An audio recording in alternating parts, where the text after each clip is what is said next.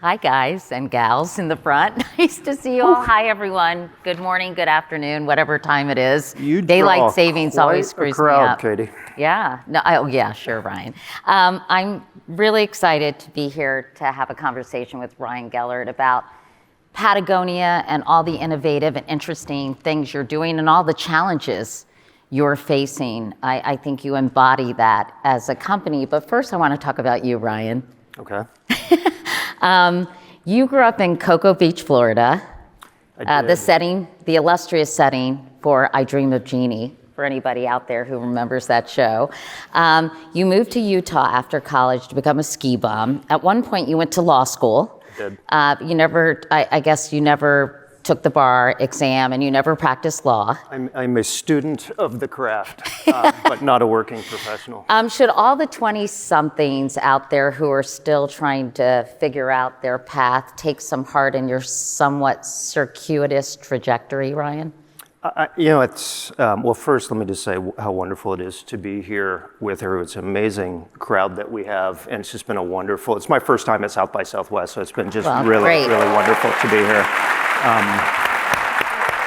And super honored to get this opportunity to share the stage with you. You know, I always feel like I'm the last person anybody should ask career advice of, because in addition to some of the things you said, the only consistent thing in my career is I've always asked myself about the next opportunity in front of me. Does this look interesting? Does this look like it'll be fun? Is this kind of tied to what I'm really passionate about? And that's meant that, when I got my toehold in the outdoor industry, I started by dropping a resume off at a company called Black Diamond, and I had an MBA at that time, and I was pretty convinced that when I got a phone call a week later, they were talking about positions doing things I didn't know how to do, but I could grow into. And they said, no, we'd love to offer you, $6 an hour to come pack boxes in the warehouse. And I thought about it long and hard, and in the end, I said, yeah, I'll do it. Because if that's the only way in, I'll figure out how to kind of work my way up from there. And so I was with the company for 15 years, left for 3 to go to law school, spent 5 years in Asia, and ultimately we took the company public, and I was the brand president in the last job that I had there. I know that you had an epiphany one day when you were mountain climbing, and it gave you the kind of deep focus and aha moment that you were looking for. How did that ultimately give you direction and purpose, that one singular experience? Yeah, I think the context for that is, growing up in Cocoa Beach, Florida, I grew up around people. My brother was one of them. Kelly Slater was another. We're same age, grew up in the same small town, and I grew up with his brothers, his mom, his family. And I grew up with a lot of other people that nobody would ever be familiar with, all of whom in their own ways built their lives around surfing. In Kelly's case, it's pretty clear how that's played through, but in others, they still bartend to this day so that they can build a lifestyle around it. They are sales reps in the industry, host of ways of doing that. And that always had such a profound impact on me. I love being in things. I didn't want to wait tables forever. I didn't want to be a bartender forever, but how do I build a career when I'm someone that doesn't know what I want to do, but I know I want to have that sort of passion for it? And so I grew up skateboarding. I moved out to the mountains to snowboard, and I love those things, but I knew it wasn't the thing. And the first time I went rock climbing, I went with a good friend of mine. We both went straight from the crag to REI, bought the same pair of shoes, same harness, same chalk bag. I've burned through 50, 75 pairs of shoes since. He still has the same pair. How do two people have such a different experience? I'll never be able to explain it. But the first time, that was that thing for me. And you were saying, like, everything being sort of close to you, can you explain that a little bit? Yeah, I think probably a lot of people in the room and watching this can relate. I feel like I've got just a really active mind, and that's not necessarily in a good way, and it certainly I don't think is a unique thing, but I just find it really difficult to turn it off. And I find that even when I'm snowboarding and doing other things. But climbing then and now is the one thing when I did it and do it, just feels like your whole world is shrunk to like the 6 feet above you and around you. And that was such a meditative state that I think the trick is retaining that lesson and having that framework even when you're not out climbing. It's probably pretty dangerous to let your mind wander when you're rock climbing. It does force a level of focus that I find is difficult for me to access in so many other things. So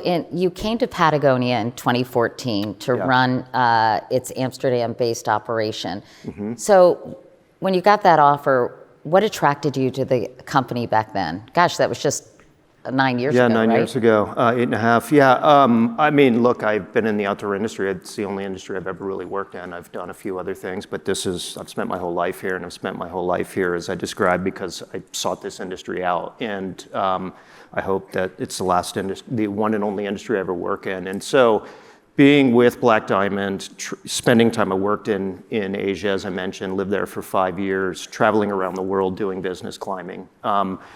I'd always go to Europe, and I was confused why Patagonia didn't have more traction in Europe. And I had such respect for the brand, my perception of the values of the owners. And I felt like there's probably nobody that's not on the payroll of Patagonia that has more insight into it from the outside, because we had hired people from Patagonia, we had lost people to Patagonia, we shared athletes. I'd met Yvonne and Melinda and knew Rose Marcario, the former CEO, a little bit. And so I felt like I had as much access into it as you could. And it wasn't until we got deep into those conversations, I kind of came to it wondering, that's a wonderful foundation they built. This thing's starting to grow pretty quickly. The founders are getting older. How deep does this run now? More importantly, how deep is it going to run into the future? And it took about 10 seconds sitting down with Yvonne, his wife Melinda, and Rose to realize, holy shit, I had no idea how deeply they think about these issues. Well, I mean, do they ever? Because you became CEO in 2020, and 1 year later, Yvon Chouinard, the founder of Patagonia, announced that he'd given away the company and that all future profits would be donated to fighting climate change and environmental activism. Tell us a little bit about Yvon and your reaction when he made that really incredibly bold decision.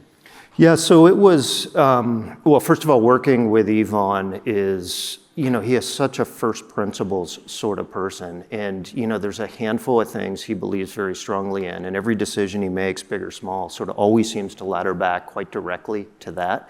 He is also the most entrepreneurial person I've ever been around, which, to be clear, can drive you absolutely mad when you're trying to run a big, global, complex organization. Yeah. But it's so inspiring. And he is somebody that embodies, he shares his story quite often. If he gets an idea, the first thing he does is take a step in that direction.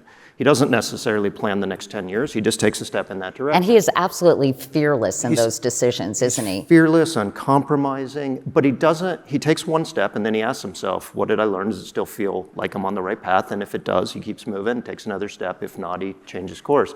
And so that being his personality, when I moved into this role, I was still in Amsterdam because of COVID. I was doing the job from that part of the world for a couple of months. When I finally got over to Ventura, California, all of our meetings, if they were in person, which we were trying to do as many of those as we could, were sitting on his back porch. And so there were these really informal conversations. And for me, it was just a tremendous gift to be able to sit there and have conversations about what is it he really wants to accomplish, how is he thinking about things.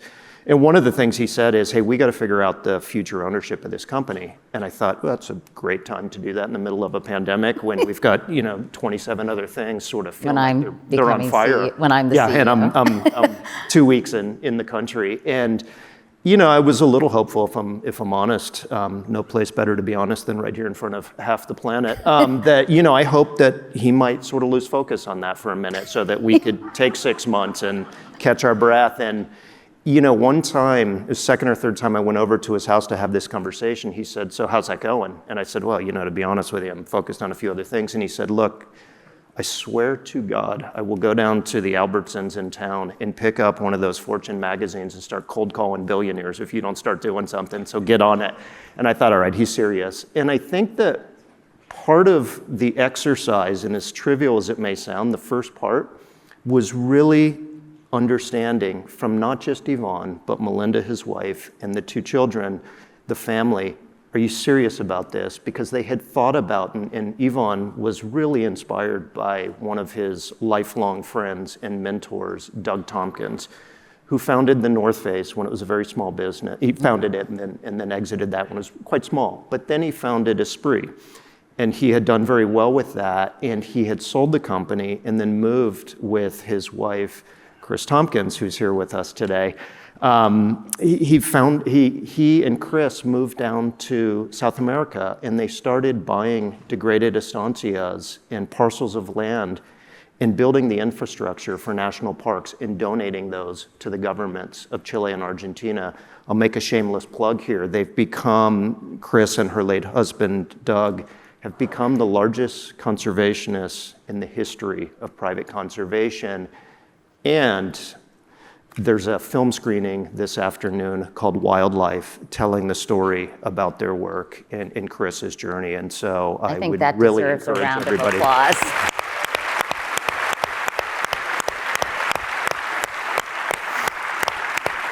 So, Ryan, you helped create this new business plan. Now you're responsible for executing it. Can you take us through what this looks like exactly in practice? Explain it. Yeah, and so I got a little off track there, so let me jump back and backfill a couple of key points. Okay. And I'll answer that question.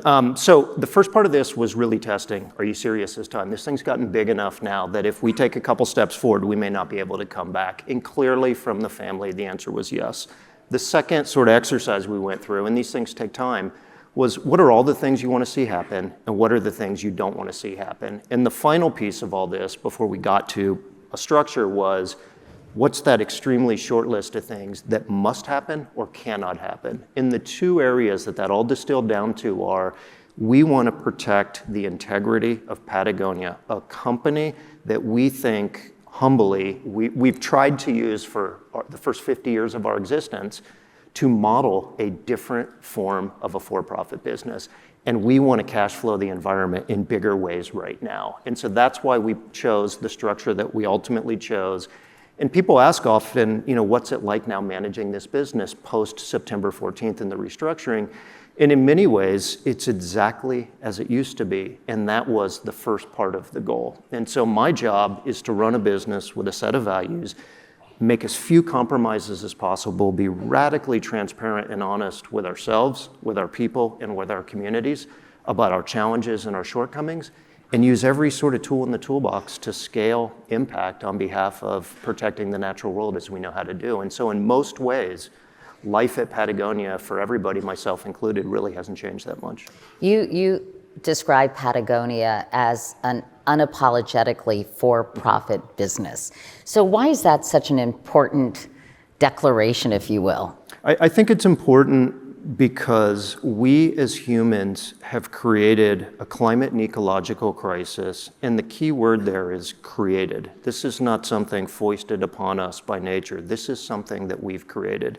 It's potentially an existential threat to us as humans. It certainly is a threat to everything we value, including the natural world.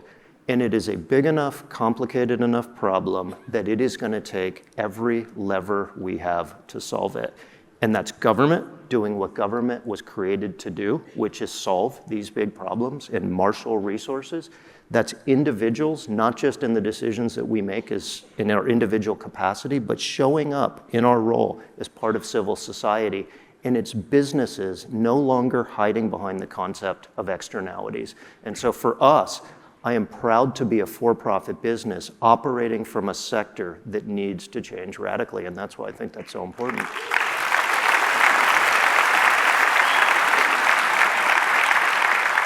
So let's take the business angle of those three things that need to change or where action needs to take place. You're very adamant that we've outgrown this narrative of businesses and their sole purpose of maximizing shareholder value. Yeah. But it seems, Ryan, so deeply ingrained in this country's business culture. It almost feels as if it's a Sisyphean task to change the mindset of businesses whose mantra is profits, profits, profits. Yeah. I mean, how do you do that? Well, I guess the first thing I'd say is let's acknowledge that there's a narrative around, there's a lot of stories that we tell, and there's a lot of stories that we tell here in America, and it's, if you have more money, you're more successful, and, I think implied in that is that you're more valuable. And I think, I'd like to believe that most, if not everybody in this room sees sort of the bullshit in that. I think one of the other narratives that we tell ourselves is that business should exist to stay in this very narrowly defined lane. The reality is, if not every crisis, almost every crisis we face as humans, business plays an outsized role. I learned as a kid growing up in Cocoa Beach, Florida, the same thing I teach my kids, which is if you make a mess, clean it up. And so this notion of, it's woke capitalism and all the rest, first of all, I don't even know what the hell that means. It's tossed around as sort of this blunt term to just say, stay in your lane. I think what it means is stop trying to solve the world's problems and stick to making money. Well, we have created the world's problems, and they're not solvable without businesses taking responsibility. And that's the reframe that's needed. Certainly,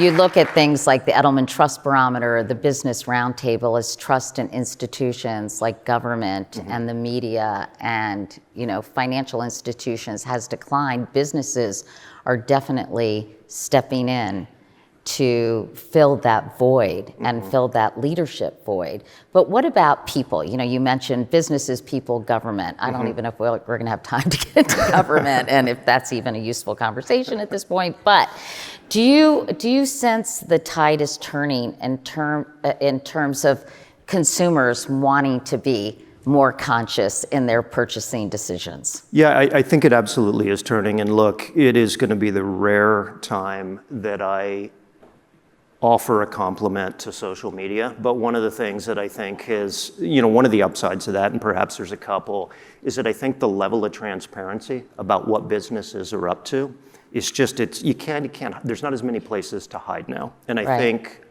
people are able to pierce deeper get a line of sight into what's happening in a lot of different businesses. And I think that the space to say this over here to your employees and your customers and this over here to regulators or others, that space is starting to get narrow, and anything we can do to make it narrower yet again, I'm all in. And do you think it's consumers who are really pushing this? I think it's customers and employees who I think wield the biggest levers. And so often people say, I'm just one person, what can I do? Remember the power you have as a customer and as an employee, and make decisions consistent with that. That's I think the most flattering role that you can have in society. It's not CEO, it's not lawyer, it's not senator or anything else, it's citizen. And I think that each of us in the decisions that we make, big and small, in our work life and outside of it, have a lot more influence than at times I think we realize. As I visited the Patagonia store and we talked here in Austin, and I think one of the problems is when people want to make environmentally conscious decisions, they don't get much help. Yeah. Because it's very hard to determine, I guess, maybe made in China or made wherever, Malaysia, cheap child labor in certain cases. But we talked about some kind of standard that clearly communicated to consumers what the values of the company that manufactured said products might be. Like a good housekeeping seal of approval, or about the labels we see in the supermarket, the food labels with their often scary transparency. Why hasn't that happened, say, for clothing? Yeah, there's been an organization that we co-founded working on this for well over a decade now. It's called the Sustainable Apparel Coalition. And it's, that was one of the big ideas in their work. They've done some really important things since founding, but they have not been able to crack the code on this. I think there is a lot of complexity. I think there's a lot of vested interest. There's a lot of people saying, look, that's a great idea, but here's my concerns. It's a great idea, and here's my concerns. I think one of the things, and I mentioned before that, we're at our 50th anniversary of doing business. We're not spending a whole lot of time looking backwards other than to ask ourselves, what do we leave behind and what do we take forward? And I think one of the things we've really got to lean on going forward is collaboration in figuring out where we and others need to be flexible to accomplish a bigger goal, and that's what it's going to take. Well, I guess the question is, are other companies going to be willing to collaborate, right? I mean, we hear about greenwashing all the time, people trying to take credit for being environmentally sensitive, et cetera, but they're really not in practice. Yeah. So A, do you think there is the will on behalf of other businesses to emulate what Patagonia is doing? I always believe that business leaders will do the right thing once they've exhausted every other option. And so I think we have got to create an environment where it makes them feel the pressure, the necessity, and, by the way, the opportunity to do that. Let's talk about fast fashion and conspicuous consumption. I read that people wear the clothes they purchase 36% less than they did 15 years ago. And according to the EPA, 85% of textiles in America were landfilled or incinerated in 2018. So people often buy inexpensive, cheap clothes, you know, the Zaras, the H&Ms, et cetera. They wear them for a season, if that, and then throw them away. So talk about what the impact of all of this is on the environment. Yeah, I mean, I think that the apparel sector is one of the most polluting sectors, one of the most polluting industries that there are. You know, people talk about fossil fuel and extractive industry as they should. Agriculture, I think there's a developing understanding of the environmental impact of the agricultural sector. Apparel is, you know, is probably a close third to those two. And I think that it is for those reasons. If you look at the other metrics, they show you how much more people buy today than they did 10, 20, 30 years ago, how many more items of clothing, how much less shorter that they wear them. And then there's this sense that if you put them in a recycling box in the parking lot of your Albertsons, you know, that's better than throwing them away. There is no way. This stuff has to go somewhere. And, you know, there's not, I mean, I don't think I'm letting anybody in on a secret. There's not enough need in the developing world for all the stuff that we're wearing once and pitching, even less so when this stuff is made of poor quality. And so some of the things that we're really focused on, because we think they're important, but we also want to inspire change in the apparel sector, like we want to inspire change in other industries, are first, think before you buy. See yourself as an owner, not a consumer of the things that you purchase. I think that just behavioral shift, that's changing one of those stories and narratives that I think has got way too much traction, particularly in Western culture. And then we try to create and sell products of quality. We also stand behind everything we make. We employ 110 people in Reno, Nevada, and we've got people around the world in addition to that do full-time product repair. Because if you've got a Patagonia piece and the zipper breaks and you've owned it for 20 days or 20 years, we want to get that zipper fixed. We want to help you do that so that you can continue to use that product.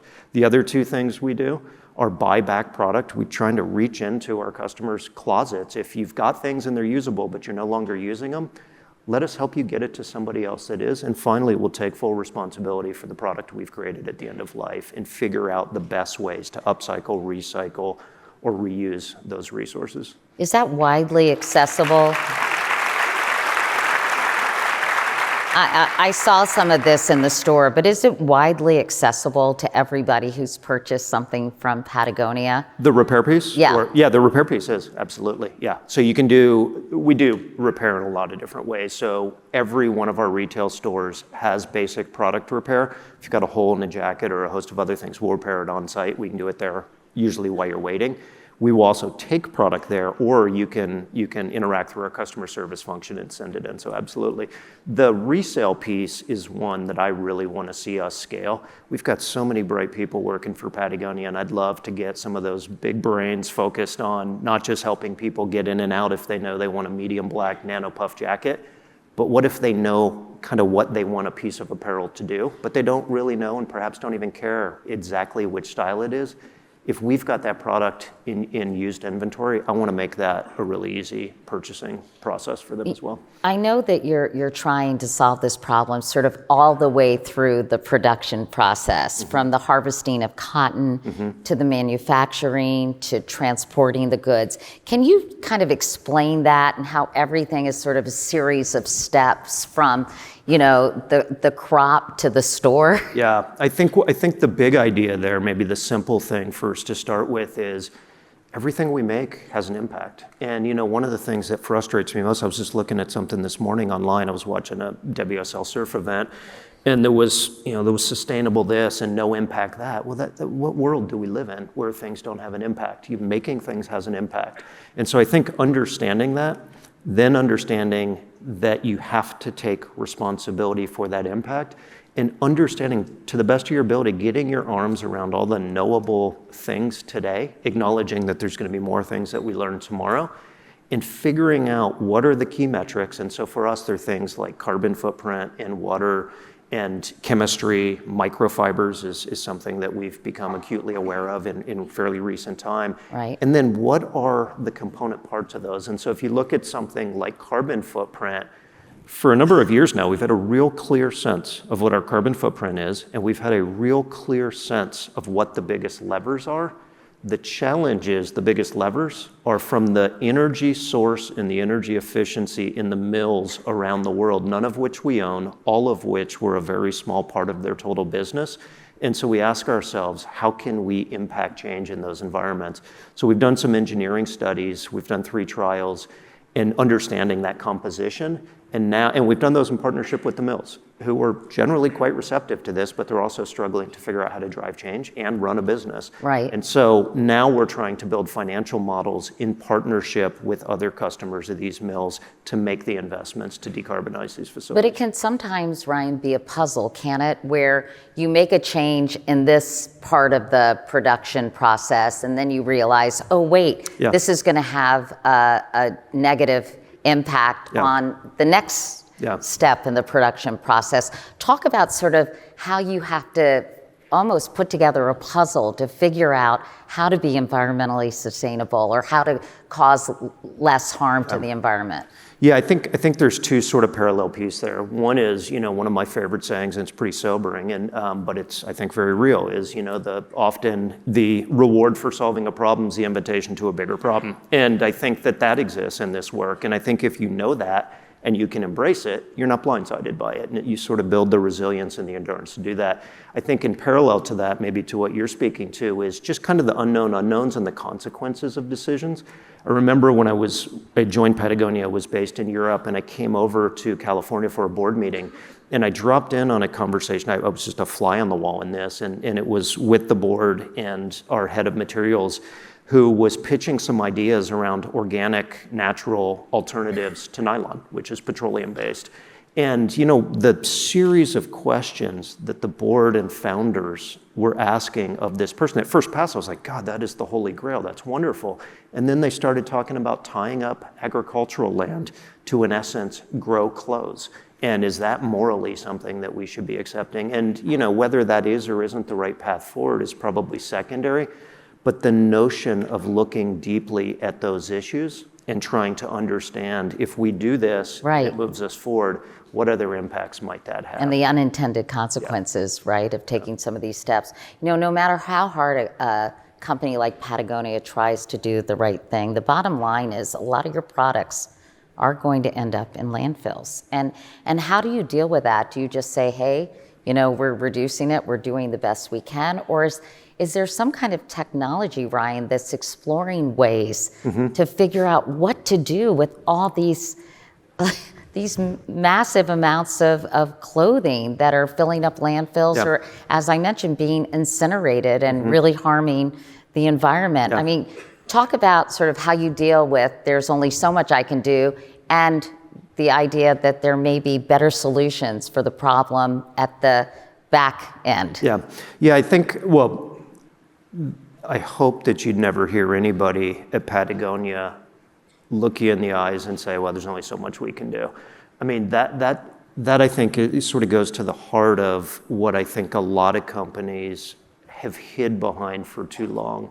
So I think what we try to do is understand the landscape to the best of our ability, solve every problem that we know how to solve or think that we can put ourselves in motion towards solving, open source the solutions as we develop them. We brought to market a number of years ago the world's first non-petroleum-based natural rubber wetsuit, and immediately as we brought it to market, we open sourced not just the idea, but the supply chain and suppliers to all of our competitors in the hopes that this idea would scale. It's been slow, it's been steady, but it is starting to scale. So, and then in addition to that, we just keep bringing other tools to bear. So we have an internal venture capital fund, and its role is to go out and look for new technologies and make investments. And they're really risky investments, but that's the nature of venture capital, to see if we can find solutions and help move those things forward. I think in addition to our money, we also bring a level of expertise, within our supply chain and our team. And also, I think at times it can be very helpful for these founders to have an association with Patagonia. Have you heard of anything promising when it comes to sort of solutions on the back end of this issue? Yeah, I think that there is. I think one of the most challenging problems that apparel companies like ours that make technical products face is the mix of materials. And so, natural fibers perform differently than synthetics. And so there is value from a performance point of view in synthetics, but there's a lot of problems with synthetics. Also a lot of problems with natural. Again, everything kind of has an impact. Right. And then there are a set of performance attributes that come from mixing materials, but recycling at the end of life becomes a lot more complicated when you mix materials. So there's a lot of progress being made in that space. One of the other foundational sort of design elements that we have, though, and I think it's aided by the fact that we spend so much money annually on product repair, is designing on the front end for repairability. And that's something that I think really helps us just kind of continue to progress. Yeah, I guess we just have to talk people out of this idea that everything, whether it's clothing or people, are kind of disposable, right? Well, and on the people front, I think that just gets into so many other. That's a whole really nother relevant, conversation. Yeah. Let's talk about B Corp, because I feel like that's something that we hear a lot, but I'm not sure everybody kind of understands. How does that help with sort of consumer transparency and helping people make the right decisions? There's a lot of standards out there, and there's a lot of certifications, and I think you sort of implied in an earlier question that it can be really confusing for people to make buying decisions, particularly in apparel, and just know what claim is what, how much substance do you give these things. So one point I'll make is, I think, you also mentioned this Edelman survey. It is shocking to me that business is bubbling up as the most credible institution. I know, isn't that crazy? Society. It really is. I was going to insert what might be a slightly politically incorrect analogy, but it's like, it just is literally like, we're the tallest amongst, I guess I'll say this. Little people? I'm not going to respond. I believe that people are right to be really suspicious about what they hear from businesses and business people. I think people should be cynical about what they hear from people like myself who represent a business. The advice I would give people is look at the body of work and make decisions based on that. And be cynical. You think people should be cynical? I think they absolutely should Not be cynical. skeptical, but cynical. Cynical about the things they hear from business. Now, to shift to B Corp, that's a standard that I really believe has teeth, has merit, and there is a baseline score that people need to hit. And what is it exactly? Can you explain it? It's a certification and an auditing process that you go through every 3 years that looks at basically the way that you treat your employees and the environmental decisions, the footprint of your business. It's a rigorous standard. And I think it's one of the few standards that we have been a part of, and we've been part of it since its founding, that we still look at and say, not only is this a community that they've really done a good job of not diluting the standard, but continuing to uphold something really meaningful. And we are a better company profoundly for having been a part of it. And is that available to the average consumer so it can affect their decisions? Yeah. Any company that's a B Corp, I think everyone that puts the work into doing that communicates that and generally communicates that on their product. So I think it's a really credible standard. Let's talk about Patagonia's recent acquisition of a cracker company called Moonshot. I know obviously our food system's a major factor in the climate crisis. So why did you all do that? Yeah, I think I'll take a step back and talk about why we're in the food space at all. You know, in the apparel sector, which we've talked a lot about here, I think that what we've come to understand is that if we make improvements in the supply chain for apparel, we can make things less bad. But ultimately, I'm not sure we feel like we have solutions to making things better, or making things as good as they need to be. I think the agricultural sector is one of the most broken supply chains in the world, but uniquely has the potential to be part of the solution. And we believe that's through the creation of healthy topsoil using regenerative and organic agricultural practices. That's why we co-founded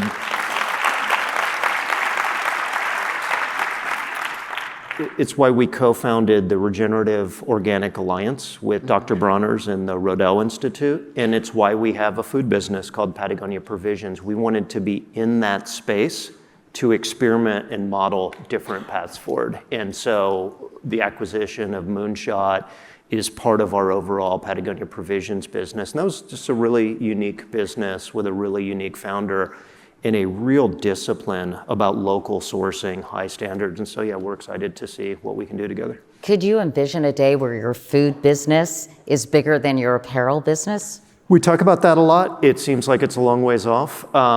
Clearly, the sector is quite a bit bigger. It's not why we got into it, but I think I would love to see that happen because I think we could drive the biggest change in that space. But the space between those two is pretty large right now. It's really exciting to hear your philosophy and the things Patagonia is doing. But I mean, I feel like every day I read some study or some report that we're at the point of no return, and about the futility of trying to fight climate change. And I'm curious how you handle getting news like that and how you process it and how it affects your work. Yeah, I think a lot of people across society, never more so perhaps than right now, coming out of a global pandemic and the racial justice moment that we've been living through and needing to live through in this country and beyond in the last handful of years, I think has a lot of us, I think most of us, feeling really fragile. I think for me personally, I just feel like we've lost the right, particularly people of my age, to be pessimistic. I think we've lost the right to just sit around and say, well, it can't be done and there's no reason for hope. And, you know, am I realistic about it? Yeah, absolutely. Am I certain that we'll be able to solve the problems we've created? I'm not. I am sobered by the fact that my 2 young kids will inherit a planet that I am absolutely convinced will not be the same in meaningful ways as the one I had the experience of growing up on. So in one generation, really profound shifts. But I will do everything I can, as all of us at Patagonia are working to do, to create the best possible outcomes and the best opportunity for redirecting this mess that we've created possible. And that, I think, is the responsibility that we all have. You know, one of our board members, someone named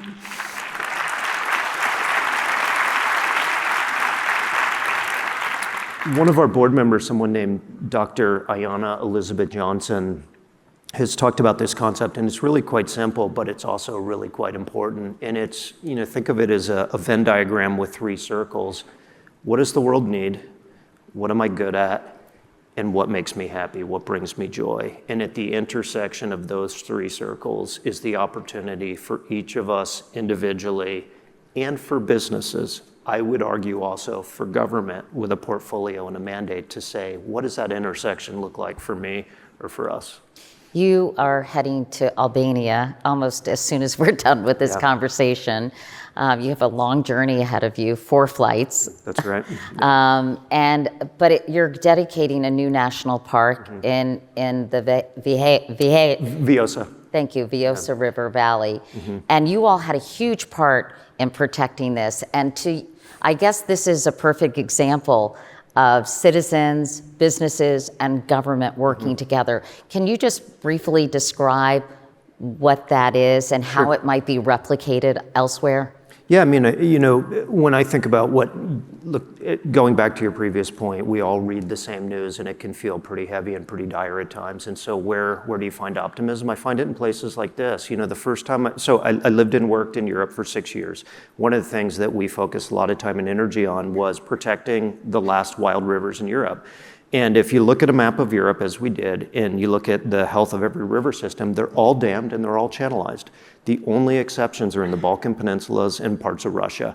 And in the Balkan peninsulas, because of political instability, and in the Balkan peninsulas, there was this tsunami of hydropower that was coming in, trying to block all of the last remaining free-flowing rivers in Europe. So it's in that context that we got involved. The first trip I ever made to Albania, I slept under the stars on the banks of the Vjosa, swam and rafted and kayaked in the Vjosa, and then joined a protest in front of Prime Minister Edi Rama's office. And I was totally convinced we were going to jail that day. It was a really heated protest in front of his office. And that was, I think, in 2016 or 17. The second time I went to Albania was at the invitation of Prime Minister Rama. And he said, look, let's sit down with NGOs who there was a real adversarial relationship with. And let's sit down and see if there's a path forward. And we sat in his office for the better part of a day, and we realized, okay, we might be able to do something together. The third time I went to Albania, again at the invitation of the government, was to sign a contract, a memorandum of understanding to co-create the Vjosa Wild River National Park. And the fourth time I'll be in Albania tomorrow, and on Wednesday we'll celebrate as Prime Minister Edi Rama dedicates Europe's first Wild River National Park, and that gives me hope. Yeah.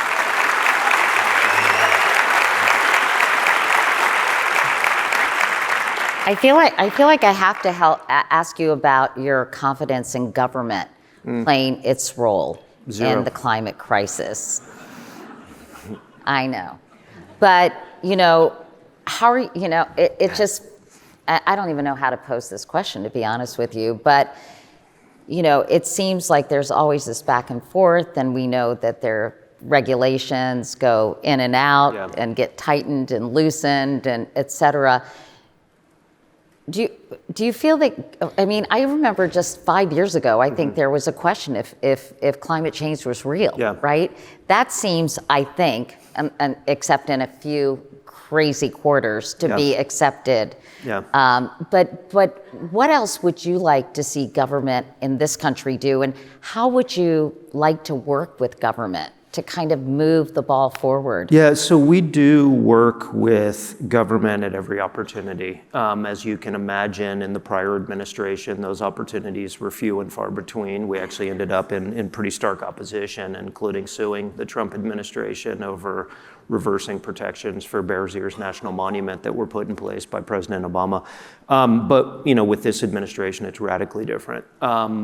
This stuff is really complicated. And for every, the Inflation Reduction Act, which I think is one of the most important pieces of legislation in climate history, not just in America, but arguably globally, terribly named piece of legislation, but really important. Then you have a willow in Alaska that's a really live topic right now, and whether the administration will support the creation of something that's going to tie us to that infrastructure for generations. And so, I'd say a couple things. Number one, we're not an extension of the Democratic Party, and we're not just starkly in opposition of the Republican Party for the sake of being so.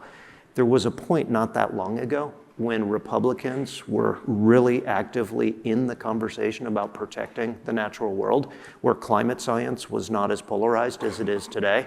I'd like to see if we can get back to that place. We're not going to partner with groups that don't believe the climate science, that are working in opposition to these things. There's no common ground there.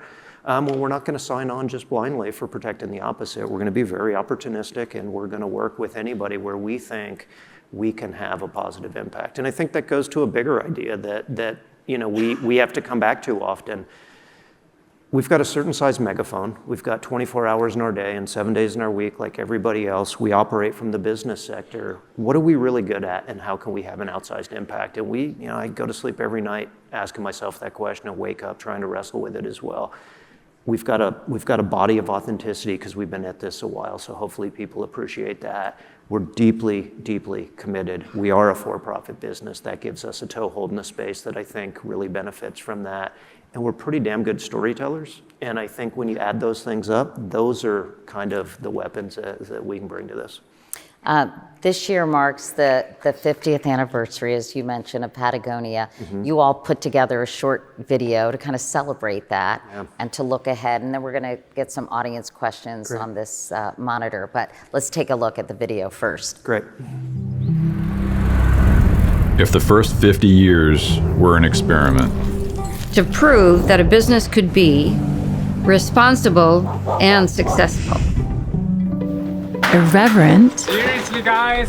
And reverential. quiet, And louder than hell. There's no planet B. Turns out, it's not just possible, it's profitable. So it's time for a new experiment. Because the problems we face are more dire than ever. Like, how the f*** is this sustainable, for God's sake? What's at stake is this enormous commonwealth. So what's next? what's next is resilience. What's next is turning capitalism on its head and putting our money where our mouth is.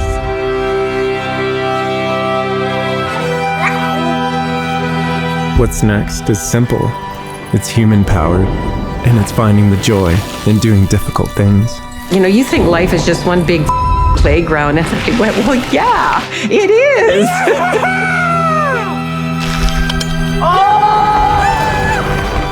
What's next is unstoppable. Motivation. Right. There is a proverb that says, if you want to go fast, you go alone. But if you want to go far, you go together.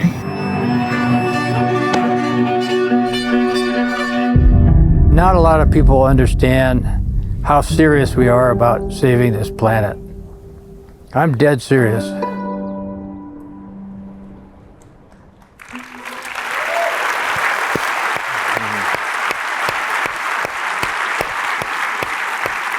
I've seen that a few times and I still get kind of choked up when I watch it. I'm gonna ask you about, I know you all as a company are looking forward, not backwards, and I'm gonna ask you about the next 50 years, but I wanna give some smart, engaged people an opportunity to have questions. So the first question is from Daniel Krutman. Sorry, how has this decision to give up on profit impacted or leveraged internal culture? How have employers felt? I'm thinking, or employees. How did you tell the news inside, and what are the challenges of this new model, basically? Yeah, there's a lot of questions there, and all really good ones and all really live ones. You know, I'm going to start with a piece about how did we communicate it to employees, because I think it gets to how we thought about employees in all of this. We felt like it was critically important to share. Once we had gone through that process I described a while ago and landed on the decisions that we had made and got it across the finish line, signed the paperwork and consummated the deal, we felt it was critical to bring our employees in as quickly as we could, even though we knew they were going to ask a million very obvious questions like how are the decisions going to be made about where the money goes and a whole host of things. And we thought, God, it may take us 6 months, a year, a couple of years to work the kinks out in all of this. So let's go ahead and create a moment to bring our employees in, acknowledging it's going to be messy. And it is, and it will continue to be. But how we actually did that is on the day of the announcement. So the first people that heard this news were our employees. We hosted events that were timed globally for all of our employees, 100% of them around the world. And we rolled the news out, and we involved the family and Yvonne in that, and the board and employees, and we brought Trevor Noah in, who did he just did a wonderful job sort of teeing it up. And we celebrated together. And then we created space for our employees, because we've got people not just around the world, but out in the field working in different retail stores and things to go out and take time to celebrate and activate together. And so that was how we did it. And what was the reaction? I think people were, well, so it wasn't what we were going to share with people. I think we did quite a good job of keeping tight until the moment. The fact that there was something big in the works had echoed around for quite a while. So it was pretty funny hearing some of the rumors that people thought they were going to hear, including, U2's going to play in the parking lot. And so there were all kinds of things. But in the end, I think people were, the comments that we heard the most, and particularly from people who'd been around Patagonia the longest, that really meant the most was, of course they did. Like, there you go. Of course they did. Of course they found a really unique kind of elegant solution to this problem, and in doing so, sort of built a new model. And I think that got to the heart of how so many of our employees were feeling. Somebody's asking, with Patagonia owning an apparel and food brand and having a special interest in regenerative growth, could we potentially be thinking about eating what we wear? Interesting question. We engineer so many different attributes into our apparel. I've never thought about adding flavor to it. Don't they have edible underwear, right? Hey, didn't realize it was going to be that kind of chat. All joking aside, I think the holy grail is figuring out how, recyclability and upcycling, those are things that we've talked about. But, a radical idea is, could you toss a piece of apparel into your garden and have it completely compost and become a part of a healthy, ecosystem? I think that's really big thinking, but I think we need to be looking and chasing every one of those opportunities. Someone asks, what is the number, I'm sorry, these are moving around. What is the number one thing an apparel company can do to be sustainable? I think the number one thing that apparel company can be doing and should be doing is just understand your supply chain. I think that that's not the only place where the really bad stuff happens, but that is overwhelmingly where the complexity is. And I think it's the place where it is the most, those are the most difficult, persistent, and at-scale problems that probably any apparel company has. And we have a moral responsibility, regardless of the business structure and ownership or not in factories, to take responsibility for what happens deep in our supply chain. So I believe that's the number one thing they can do. Someone asked, do you think it would be possible to maintain this mindset if Patagonia were a publicly traded company? I get riffs on that question a lot, and here's what I believe. We face many challenges at Patagonia, but convincing the founders that this is the right way to do something is not one of them, and that's a luxurious position to occupy. But I will say quickly that anybody that says, well, we're publicly traded, can't do it, that is a lack of creativity married with a lack of commitment. It's a convenient excuse, and it's unacceptable.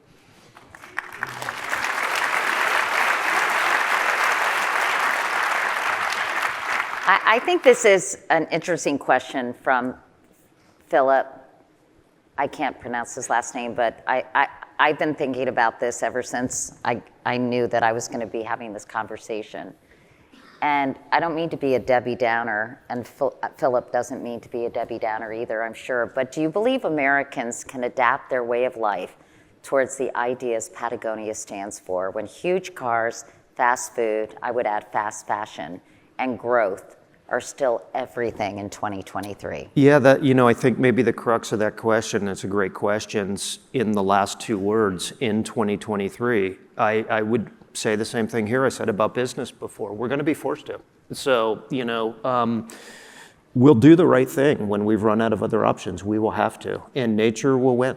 And she will continue to force her will upon us. And I believe that inherently.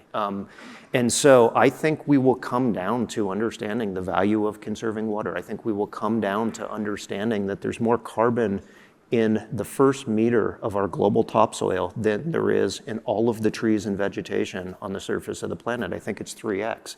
We'll come to understand the roles that our healthy oceans and seas play in regulating climate. But the question is, will we come to understand those things fast enough? And I don't know the answer to that. Yeah, that was my follow-up. I mean, is it going to be too late when we come to understand it? And how can we unify people who recognize that we have to change behavior now? Yeah. It seems like there are a lot of really well-meaning and successful disparate groups. Yeah.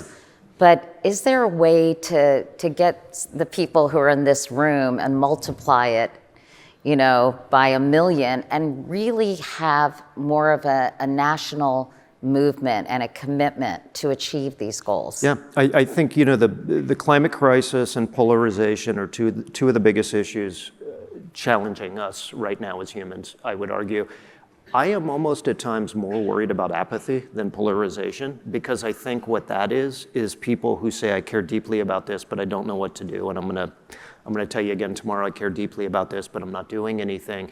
And I don't mean to be critical of that. I understand where that comes from, but we've got to break through that. I'm sympathetic to people who say, I'm only one person. Well, find a friend, then you're two. Find another pair, and then you're four. These things can be done and they can scale. We've got to look at the levers that we've got as individuals, as collectives, as our role in business, and all these other things as employees and otherwise, and figure out how we can write a new narrative. And that is absolutely within our grasp. I think one of the biggest challenges we have is there is a set of counter narratives out there right now. And again, I go back to this notion of woke capitalism. What the hell does that mean? What is the problem that you're lashing out against? The word woke has been weaponized for so many just to stay issues. in your lane, shut up, and get out of my way. This is not your space. And what do you mean it's not our space? These ideas, I think we've got to be careful not to accept that narrative. And I think we've got to see ourselves as empowered and capable of making a contribution. I'll make a bit of a shameless plug for one thing that people can do via Patagonia, and it has nothing to do with buying anything. We started, we give money away in small amounts, small individual amounts, collectively somewhat significant, to grassroots organizations working on the front line of the environmental crisis. And one of the things that we realized when we gave $10 million away following the Trump election, and feeling a level of despair about the future of the planet. And so we gave away all of our revenue, not profit, but revenue on Black Friday that year in 2016. We realized the level of activation that came from that led to the creation of another idea, and that's Patagonia Action Works. And that's where our grantees, so these small grassroots organizations, they basically post opportunities for skilled volunteering. And so if you're a graphic designer, if you're an accountant, if everybody here has got skills, if you just want to donate money, right? If you want to donate money, I think the skilled volunteering piece gets people more involved and closer to the problem. Incredible value to our grassroots organizations, many of which are 2, 3, 4 people. And this is a way that you can help them. They need a new logo. A graphic designer can contribute that. They need help kind of operationalizing their business. An accountant can help with that. And where can they find those? At Patagonia Action Works. Okay. Yeah. And we have only about a minute left. So as we mentioned, 50th anniversary, you're looking forward. When you think about the next 50 years, what excites you, and what can you tell us to give us all kind of encouragement and hope for the future? Look, I think that small things can become bigger things, as these things can scale, these ideas can scale. And there's, I think if we just wake up every morning and saying, look, I can figure out how to be a part of this, and going back to what I shared before from Dr. Johnson, if you can do some deeper thinking about what does the world need? What does the movement need? What am I good at? What do I enjoy? What are those things? And you can create sort of a narrative for yourself where that gives you energy. And that energy becomes infectious, and that starts bleeding into other parts of your life. I think the opportunities are in front of us. Activism and change, it's manual labor. It's manual labor. It means showing up every single day, knowing that you may lose, but committed to finding a way to make a difference. And I don't think it's any more complex than that. Ryan Gellert, right on time. Thank you very much. Thank you, Katie.